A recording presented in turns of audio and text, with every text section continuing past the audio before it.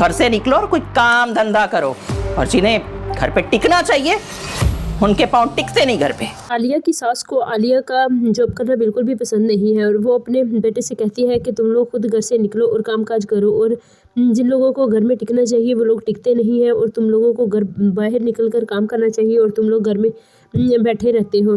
इसके वो अपने बेटे पर बहुत ज़्यादा गुस्सा करती है, लेकिन वहाँ से कहता है कि अम्मी अब तो आप खामोश हो जाए, क्यों आप आलिया के पीछे पड़ी हुई हैं। आलिया पहले भी जॉब करती थी, ये बात आप अच्छी तरह जानती थी। वो कहती है इसकी वजह से तो वैसे अपनी बहू नहीं बनाना चाहती थी, और तुम लोगों की ज़िद की वजह से अब मैंने इसको बहू बनाकर लेकर आई हूँ, तो अब जो कुछ भी होगा ये सब कुछ मेरी मर्ज़ी से होगा। आलिया इनके रवैये से बहुत ज़्यादा परेशान हो जाती है कि कभी आंटी को क्या हो जाता है, कभी क्या हो जाता है। आलिया वासी से पूछती है कि क्या फ़रीहा अभी तुम्हारे दिल में है, तो वासी इस पर गुस्सा करता है और कहता है कि फ़रीहा मेरी ज़िंदगी से उसी दिन चली गई थी जब उसने मुझे ठुकरा कर अरसलान से शादी की थी। अब वो मेरी ज़िंदगी में कहीं पर भी नहीं है, अब सिर्फ मेरी ज़िंदगी में तुम हो, और आइंदा इस टॉपिक पर मुझसे कोई बात ना करना, और फ़रीहा वाला टॉपिक तो मैं बिल्कुल भी बर्दाश्त नहीं करूँगा।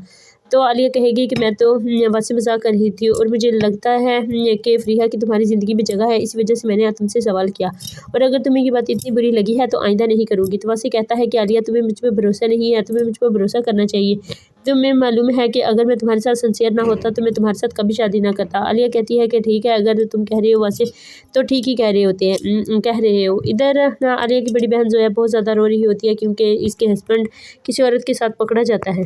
ये सब कुछ इनका बाप इसे आकर बताता है कि किस तरह से तुम्हारा हस्बैंड औरतों के साथ बैठा महफिल सजा रहा होता है। जोया, तुम्हें कुछ खबर भी है कि तुम्हारा शोहर करता क्या फिर रहा है? वो दूसरी औरतों के साथ रंगरलियां मनाता फिर रहा है, और तुम यहाँ पर घर में अकेली हो। उसका वाली जब उससे सवाल करता है तो वो कहता है कि अगर तुम लोगों ने मेरे किरदार के बारे में एक बात भी की तो मैं जोया को तलाक दे दूंगा। मेरा किरदार जैसा भी है बिल्कुल पाक साफ। जोया का शोहर किसी की बात भी नहीं मानता, वो औरतों के चक्करों में पड़ा हुआ है, लेकिन वो घर में जोया अकेली है, और उसका बाप जब ये सब कुछ देखता है कि किस तरह से जोया तुम्हारा हस्बैंड रंगरलियां मना रहा होता है तो वो इन पर गुस्सा करता है और कहता है कि मैं जोया का तलाक दे दूंगा अगर ऐसा